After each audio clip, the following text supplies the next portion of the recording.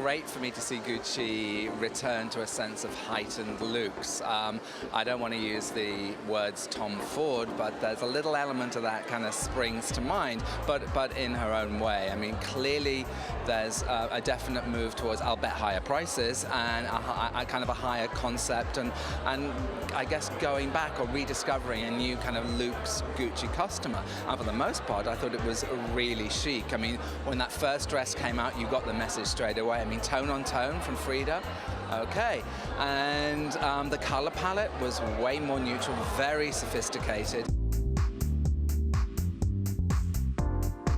I think this season is a real Gucci moment. Because we've been seeing, you know, a lot of kind of crisper, sharper, tailored sportswear, and Gucci always does that in that kind of sexy way. And of course, you know, kind of the little cropped fur type of jackets, that's really in their lexicon already. So when you're set up for that kind of formula, as I said, Gucci moment.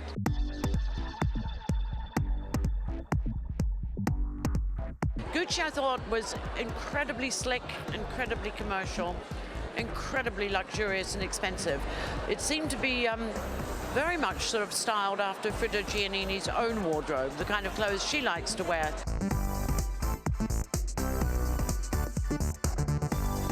Very, very tight pants, flaring out over the ankles, lots of mixed, really kind of decadent furs, you know, ocelot print and fox and beaver and mink and suede, and I mean, real sort of, you know, super luxe.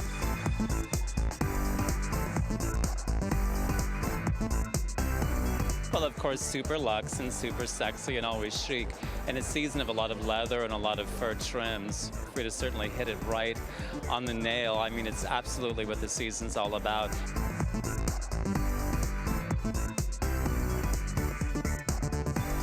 A lot of amazing pants and pantsuits. I can't stop saying the word pantsuit enough because it sounds so modern and it sounds so right for the moment.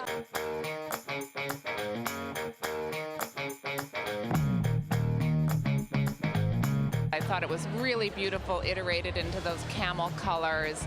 I kind of can't help thinking a little bit, and it's going to date me to say this, but a little bit Charlie Girl. There was that Cheryl Tiegs kind of moment with that long stride and the kind of the long pant, which is looking really directional right now.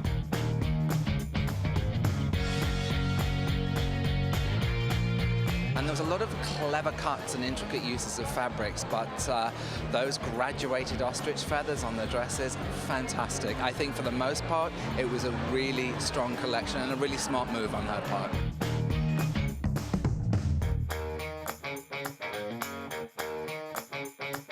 And really fine Chantilly lace, but interesting how she modernized it as opposed to being an antique feeling lace. It was the print of python, which really gave it much more of a revved up spirit. And I thought mixed back with the marabou, again, that whole textural play. If it's not a long-haired fur, it's that play of feather that gives the look of a long-haired fur, which I thought brought a really lovely spirit to the collection. So very, very beautiful, super luxe, and customers will be really excited when that comes into the store.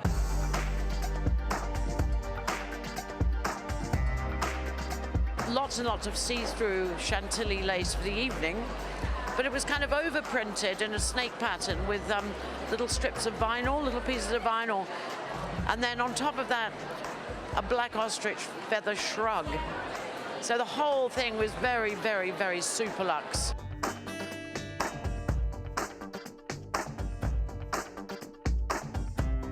I love the techniques involved with the leathers and the furs and the trousers and the hardware and just the simple sexiness of the dresses. I think she keeps the women very modern, very cool.